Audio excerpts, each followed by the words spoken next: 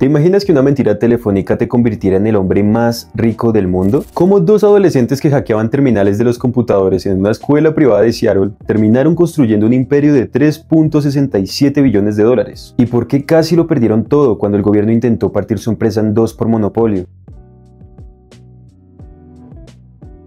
Bienvenidos, yo soy Sergio y en UPAD integramos liderazgo asertivo y sistematización de procesos con IA para empresas B2B. Lo que lograron Gates y Allen empezó en 1975. Las computadoras no existían en los hogares. Si querías usar una computadora tenías que ir o a una universidad, a una empresa o a un centro especializado. La mayoría de personas en ese entonces usaban máquinas de escribir, y muchos nunca habían visto una computadora en persona. Entonces llegó Ed Roberts, un ex militar con una empresa llamada MITS que logró negociar procesadores a $75 cada uno comprándolos en volumen, y creó algo llamado Altair 8800. Además creó la industria de los computadores personales, de las que se apalancarían los creadores de Microsoft. Bill Gates venía de una familia acomodada. Su padre era un abogado exitoso y su madre activa en obras de caridad. Era alguien pequeño de estatura para su edad, había sufrido de bullying y sus padres estaban preocupados porque parecía muy aburrido y retraído. Y Allen era como el polo opuesto. Su padre trabajaba como director asociado de bibliotecas en la Universidad de Washington y su madre era maestra. Era más sociable y amaba los computadores. ¿Qué fue lo que los unió? Una terminal que su escuela compró en 1968. En ese momento, Bill Gates tenía 13 años y Allen 15. Bill recuerda lo siguiente: nuestra escuela usó ganancias de una venta de garaje para comprar una terminal. Estábamos obsesionados que para conseguir más tiempo de usar la computadora explotábamos fallos en el sistema. Posteriormente los descubrieron, pero en lugar de meterlos en problemas, lograron un acuerdo: ayudarles a encontrar fallos en el sistema a cambio de tiempo gratuito. Era su primer negocio, aunque no lo sabían, y eso los llevó a crear Traff-O-Data en 1972. Resulta que Washington contaba tráfico usando tubos neumáticos en carreteras, y cuando pasaba un auto se registraba en cinta perforada, y alguien tenía que leer manualmente los patrones en esos agujeros. Pues reclutaron a Paul Gilbert para construir una máquina que leyera las cintas directamente, usando el procesador Intel 8008. Entre todos juntaron $360 para comprar el chip.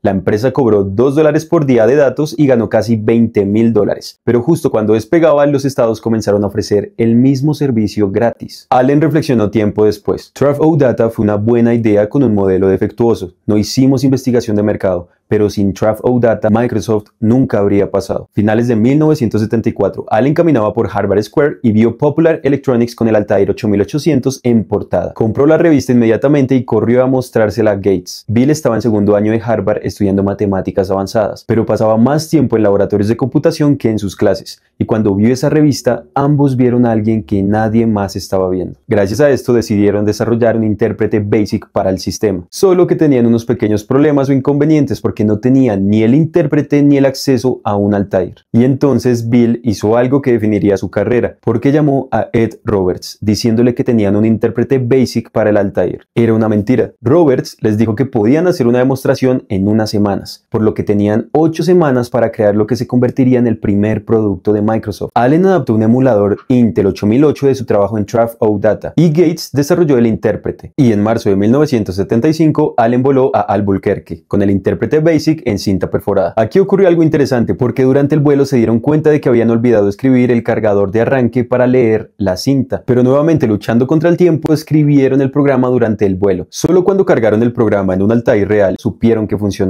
El 4 de abril de 1975, Microsoft fue oficialmente fundada en Albuquerque. Los primeros años fueron supervivencia pura. Microsoft viene de la palabra combinada de microcomputadora y software. Roberts distribuyó Altair BASIC y para finales de 1975 las ventas totales fueron exactamente $16,005. Pero se encontraron con un inconveniente a considerar: la piratería. Un tipo llamado Dan Sokol obtuvo una cinta premercado. Hizo 25 copias y las distribuyó. Los aficionados adoptaron un enfoque de compartir el software, por lo que Gates escribió su famosa carta abierta a los aficionados en 1976, argumentando que la piratería desalentaba el desarrollo de software de calidad. Fue algo controversial, pero estableció algo muy importante: el software tenía valor y debía pagarse. Para 1978 las ventas superaron el $1.000.000. En julio de 1980 IBM se acercó a Microsoft. IBM en ese momento dominaba la computación empresarial con sus mainframes y a su vez querían entrar rápido al mercado de computadores personales. La conexión inicial entre ellos dos vino por Mary Gates, la madre de Bill, que trabajaba en el consejo ejecutivo de United Way con el CEO de IBM. Microsoft no tenía un sistema operativo, pero Gates le dijo a IBM que podían proporcionarlo. El 6 de noviembre de 1980, Microsoft e IBM firmaron el contrato. Microsoft crearía el sistema operativo para la IBM PC por $250,000. Microsoft retuvo el derecho de licenciar el sistema operativo a otros fabricantes. Esta fue la decisión que resultó ser el error estratégico más grande en la historia de IBM. El 12 de agosto del 81 se lanzó la IBM PC con el sistema de Microsoft marcado como IBM PC 2. Microsoft había retenido los derechos para vender MS2 a otros fabricantes. Cuando empresas como Columbia Data Products, Eagle Computer y Compaq clonaron exitosamente el hardware de IBM, necesitaban un sistema operativo y Microsoft estaba listo con MS2. Aquí fue cuando se creó una avalancha de computadores compatibles con IBM, que todas ejecutaban el sistema operativo de Microsoft. Para 1983, MS2 había vendido 500,000 copias, generando 69 millones en ingresos. Pero Gates y Allen ya estaban pensando en el futuro, las interfaces gráficas de usuario. El 20 de noviembre del 85 se lanzó Windows 1.0 por $99, vendiendo 500,000 copias hasta 1987, un éxito. Pero mientras Microsoft crecía, la relación entre Gates y Allen se estaba tensionando. Desde el principio hubo tensiones por la propiedad. Allen asumió que sería el 50-50, pero Gates argumentó por 60-40 a su favor. Más adelante, en 1982, Paul Allen fue diagnosticado con linfoma y para diciembre, Allen escuchó a Gates y Steve Ballmer discutiendo sobre cómo diluir las acciones de Allen, según ellos por su falta de producción reciente. Allen interrumpió la conversación diciendo lo siguiente: "Increíble, así que este es tu verdadero carácter", le dijo a Gates. Bill ofreció comprar las acciones de Allen a $5 por acción, lo que Allen describió como una oferta a la baja. Se negó y terminó renunciando el 18 de febrero de 1983, pero mantuvo sus acciones. Esta decisión fue la que lo convertiría en multimillonario cuando Microsoft salió a bolsa en 1986. El 13 de marzo del 86, Microsoft salió a bolsa por $21 por acción. Al final del primer día alcanzó $35.50, creando 4 multimillonarios y 12,000 millonarios entre sus empleados. Para 1987, Gates, de 31 años, se convirtió en el multimillonario más joven del mundo. Pero el momento realmente explosivo llegó el 24 de agosto de 1995 con Windows 95, una campaña de marketing de $200 millones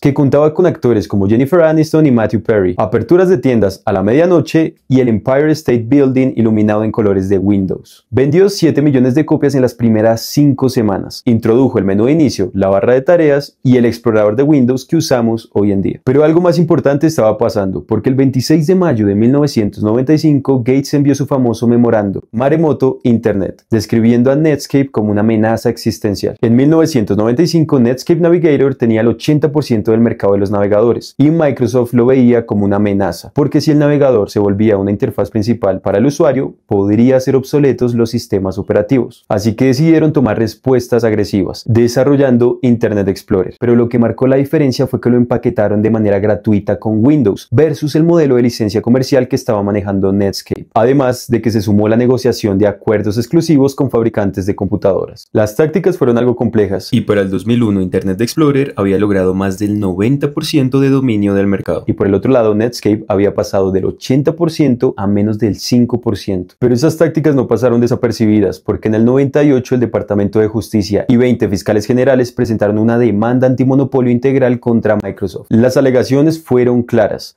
mantenimiento de monopolio, empaquetado ilegal de Internet Explorer, contratos exclusivos anticompetitivos y manipulación de APIs. La evidencia para el caso fueron cientos de correos internos de ejecutivos que revelaron estrategias anticompetitivas, encontrando comunicaciones sobre clavar un cuchillo en el corazón de Netscape. Este tipo de mensajes y el testimonio en video evasivo de Gates se volvió una evidencia de la mentalidad de Microsoft. El juez había encontrado que los ejecutivos de Microsoft fueron inexactos, engañosos, evasivos y transparentemente falsos. Y para junio del 2000, el juez ordenó la división de Microsoft en 2 empresas. Microsoft apeló la decisión del juez y en 2001 el tribunal anuló la orden de división, pero mantuvo el hallazgo de monopolio. Alcanzaron un acuerdo que evitó la división, pero se impuso restricciones significativas. Las acciones permanecieron estables, pero sin aumento, y Gates se estaba alejando gradualmente de la empresa. Dejó de ser CEO en el 2000, trabajó tiempo parcial desde 2006 y renunció al consejo en 2020. La transformación de Microsoft llegaría realmente en 2014 con Satya Nadella, nombrado CEO el 4 de febrero de 2014, cambiando fundamentalmente la cultura y estrategia de Microsoft y transformando la cultura de sábelo todo a aprende todo, enfatizando en la mentalidad de crecimiento, empatía y colaboración. Los resultados han sido extraordinarios. Microsoft se convirtió en la segunda empresa más valiosa del mundo con 3.67 billones de dólares de capitalización de mercado. Y algunas adquisiciones estratégicas marcarían la diferencia, como por ejemplo LinkedIn por 26.2 mil millones en 2016, GitHub por 7.5 mil millones en 2018 y Activision Blizzard por 68.7 mil millones en 2023. Azure se convirtió en el segundo proveedor de nube globalmente con un 25% de participación de mercado. Y la integración de inteligencia artificial gracias a la asociación de OpenAI posicionó a Microsoft como líder en IA empresarial. Para el año fiscal 2024, Microsoft reportó ingresos de 245 mil millones de dólares, con un ingreso neto de 88.1 mil millones. Pero ahora, ¿qué puedes aplicar de esta historia en tu empresa? Negocia conservando opciones futuras. Gates no solo vendió un producto a IBM, negoció el derecho de venderlo a otros. Y siempre que puedas, conserva los derechos de distribución, escalabilidad o expansión. La ejecución rápida vence a la perfección. Gates mintió sobre tener un producto y lo creó en 8 semanas. No esperes a que todo esté perfecto. Muévete rápido, aprende sobre la marcha y mejora después. Las asociaciones estratégicas pueden salvarte. La alianza con OpenAI transformó a Microsoft como un líder en inteligencia artificial. Identifica empresas emergentes en tu sector. Es mucho más barato asociarte con el futuro que competir contra él. Las empresas más exitosas no son las que tienen una idea brillante, sino las que saben adaptarse cuando el mundo cambia. Gates y Allen empezaron vendiendo software para una máquina que casi nadie conocía. 50 años después siguen definiendo cómo trabajamos. Pero Microsoft no es la única empresa que enseña cómo ser visionario y reestructurarse. Si quieres conocer cómo una empresa se anticipó a todos dominando la industria de la tecnología en el 2025, te dejamos este video. Nos vemos en la próxima.